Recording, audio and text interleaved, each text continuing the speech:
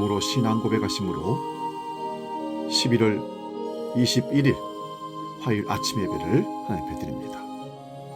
나는 전능하신 아버지 하나님, 천지의 창조주를 믿습니다. 나는 그의 유일하신 아들, 우리 주 예수 그리스도를 믿습니다. 그는 성령으로 잉태되어 동정녀 마리아에게서 나시고 본디오 빌라도에게 고난을 받아 십자가에 못 박혀 죽으시고 장사된 지 사흘 만에 죽은 자 가운데서 다시 살아나셨으며 하늘에 오르시어 전능하신 아버지 하나님 우편에 앉아 계시다가 거기로부터 살아있는 자와 죽은 자를 심판하러 오십니다. 나는 성령을 믿으며 거룩한 공교회와 성도의 교제와 죄를 용서받는 것과 몸의 부활과 영생을 믿습니다. 아멘. 찬송가 324장 예수 나를 오라 하네 함께 찬송합니다.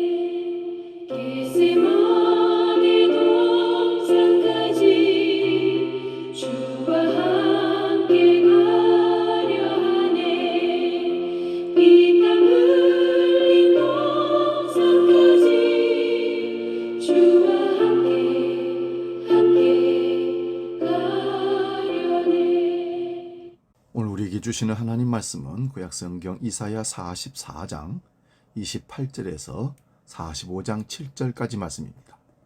구약성경 1023면에 있습니다. 이 말씀 봉독할 때 살아계신 하나님의 음성을 들을 수 있기 바랍니다. 이사야 44장 28절에서 45장 7절까지 지금 봉독합니다. 고레스에 대하여는 이르기를 내 목자라 그가 나의 모든 기쁨을 성취하리라 하며 예루살렘에 대하여 이르기를 중건되리라 하며 성전에 대하여는 내 기초가 놓여지리라 하는 자니라. 여호와께서 그 기름 부음을 받은 고레스에게 이같이 말씀하시되 내가 그의 오른손을 붙들고 그 앞에 열국을 황복하게 하며 내가 왕들의 허리를 풀어 그 앞에 문들을 열고 성문들이 닫히지 못하게 하리라. 내가 너보다 앞서가서 험한 곳을 평탄하게 하며 논문을 쳐서 부수며 쇠빗장을 꺾고 내게 흑암 중에 보화와 은밀한 곳에 숨은 재물을 주어 내 이름을 부르는 자가 나 여호와 이스라엘 하나님인 줄을 내가 알게 하리라. 내가 나의 종 야곱 내가 택한 자 이스라엘을 위하여 내 이름을 불러 너는 나를 알지 못하였을지라도 내게 칭호를 주었노라. 나는 여호와라 나 외에 다른 이가 없나니 나밖에 신이 없느니라. 너는 나를 알지 못하였을지라도 나는 내 띠를 동일 것이요 해 뜨는 곳에든지 지는 곳에서든지 나밖에 다른 이가 없는 줄을 알게 하리라. 나는 여호와라 다른 이가 없느니라. 나는 빛도 짓고 어둠도 창조하며 나는 평안도 짓고 환난도 창조하나니 나는 여호와라 이 모든 일들을 행하는 자니라 하였노라. 아멘. 봉독한 말씀을 중심으로 내가 너를 불렀다 이런 제목으로 말씀을 상고하면서 은혜를 나눕니다. 우리를 부르는 곳은 참 많습니다. 일할 곳에서 부르고요, 만나는 모임에서 우리를 부르고요, 죄를 범하여 벌받는 곳에서 혹은 칭찬받을 일을 하고 상받는 곳에서 우리를 부르기도 합니다. 누가 우리를 부르느냐에 따라서 부르심의 목적과 결과가 달라집니다. 독일 작가 린더의 젊어지는 방이라는 소설에 나온 예화입니다. 들어갔다가 나오면 젊어지는 신비한 방을 70대 할머니가 찾아왔습니다. 방을 관리하는 직원은 할머니에게 이렇게 소개합니다. 이 방에 들어가면 젊어지지만 단 당신이 할머니가 살아온 생애를 반복해서 살아야 한다고 말했습니다. 그래서 할머니는 젊어지는 것을 포기하겠다고 그 방에 들어가지 않겠다고 하고 돌아가 버렸습니다. 모두가 성공적이고 보람 있는 삶을 살아온 것이 아니기에 인생을 다시 살 수 있다면 지금까지 살아온 것처럼 살겠다고 답하는 사람은 아마 드물 것입니다. 좋은 날만 있었던 게 아니라 고통과 눈물과 한숨 짓고 시련의 연속이었던 날들이 분명히 있었기 때문입니다. 여러분, 우리 인생을 어떻게 하면 후회 없는 삶을 살 수 있을까요? 이사야 43장 18절 19절에 보면 하나님이 이전 일을 기억하지 말며 옛날 일을 생각하지 말라고 말씀하십니다. 광야의 길을, 사막의 길을 내는 새 일을 행하겠다고 말씀하십니다. 그것을 기대하고 살아가라 말씀하십니다. 후회 없는 삶을 살려면 새 일을 행하시는 하나님의 부르심을 따라야 합니다. 하나님이 내 생의 주인임을 깨달아야 합니다. 이스라엘 백성들은 하나님께 불순종해 징계를 받았습니다. 바벨론에 의해 성전이 무너지고 포로가 되어 잡혀갔습니다. 절망에 빠져 있었습니다. 그런데 하나님은 그들을 다시 세울 계획을 갖고 계셨던 겁니다. 예레미야 29장 10절 말씀에 보면 여호와께서 이와 같이 말씀하시니라. 바벨론에서 70년이 지나면 내가 너희를 돌보고 나의 선한 말을 너희에게 성취하여 너희를 이곳으로 돌아오게 하리라. 70년 후에 다시 예루살렘 땅으로, 이스라엘 유다 땅으로 돌아오게 하겠다는 하나님의 약속의 말씀입니다. 하나님께서는 그 약속을 지키기 위해서 부른 사람이 오늘 본문에 나오는 페르시아의 고레스 왕이라는 것입니다. 바벨론을 정복한 고레스는 주전 537년에 이스라엘 백성들을 다시 돌려보냅니다. 고레스는 하나님께서 이렇게 쓰시기 위해서 부르셨던 사람입니다. 그렇다면 어떤 자격을 갖춘 사람이 하나님께 쓰임받을까요? 결론부터 말하자면 하나님은 누구나 들어 쓰십니다. 하나님은 이방의 왕인 고레스에게 너는 내가 세운 목자라고 하셨습니다.